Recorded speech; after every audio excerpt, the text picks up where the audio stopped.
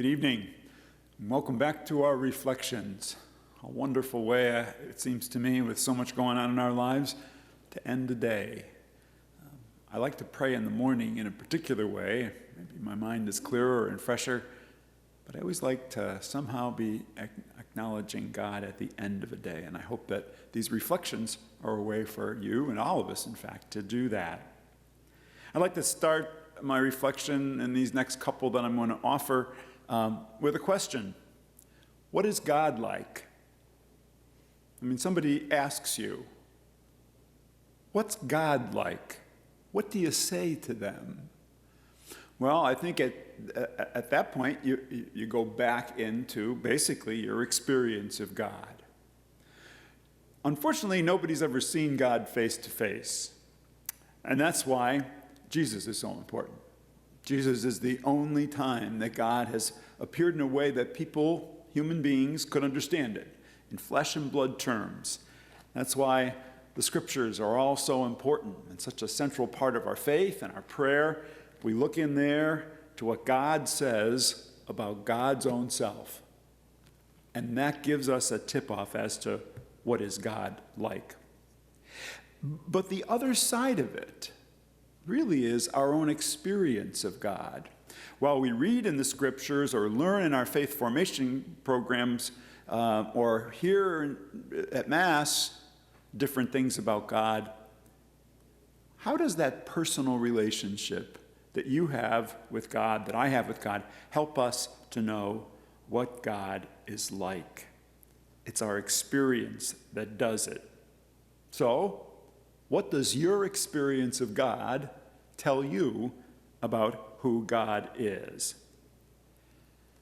They say that John Wesley, who was the founder of the Methodist tradition of Christianity, has said one time, God made human beings in his own image, and human beings have been returning the favor ever since.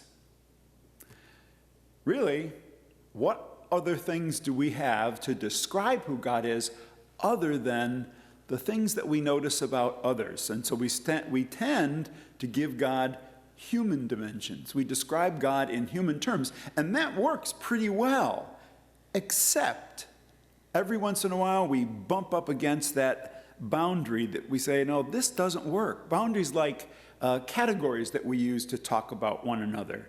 Categories of time, here, now and then. Well, it's kind of hard to talk about God now and then, because God has been through both now and then, huh? And secondly, time and space, here and there. Is God up there in the sky? A lot of time we talk about God as the one upstairs. Is God just in the tabernacle where we keep the Eucharist? Where is God? We say that God lives in all of us. So the here and there category of space just doesn't seem to work either. I had a theology professor that used to always remind us, whenever you talk about God, keep the edges fuzzy. You can't really define God too much. But that doesn't mean we can't experience God and draw some wonderful insights about who God is. Maybe it's in our prayer. Maybe it's in our ministry to other people. Maybe it's in our moments of reflection. Maybe it's in those unplanned moments. Indeed, in the present circumstances in which we find ourselves, oftentimes people are asking the question, where is God? How's God involved with all this? So what would you say are qualities that you would help you to understand who God is? I'd like to offer 3 of mine. I'll do one of them tonight, and later on a couple of the others. They're my favorites, and this is the one that has 3rd place. It is justice. God is justice. There is a wonderful text in the book of the prophet Jeremiah. Jeremiah says, "Behold, the days are coming, says the Lord, when I will raise up a righteous shoot to David. As king, he will reign and govern wisely. He will do what is just and right in the land. In those days, Judah will be saved, and Israel will dwell in security, and this is the name that you will give him: the Lord our justice. For me, one of the great qualities of God, one of the great descriptions of God is just. Now, justice means right relationships, means balancing things off.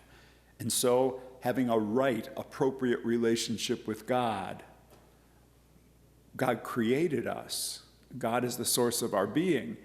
And that gives us certainly an insight into how we relate to God. But also, what about those right relationships we have with other people? The recognition that we're all God's children, that we're all equal in God's sight, that very challenging notion that's so much in the forefront of current events in our country these days. All people, all lives, are lives created by God. And then thirdly, right relationship between us and creation. Pope Francis, in writing that wonderful encyclical about what he referred to as our common home, Laudato Si, our relationship with all of creation, points out another dimension. And in all those relationships, our relationship with God, our relationship with others, and our relationship with creation, there is a right way to do that, to live in those kinds of relationships, respectful and open and appropriate one to another.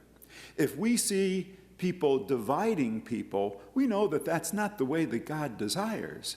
God's desire is that we recognize that we are all one with God, with one another, and with creation. So my third place quality of God is God as justice. Perhaps these reflections might help you to consider who you believe God is.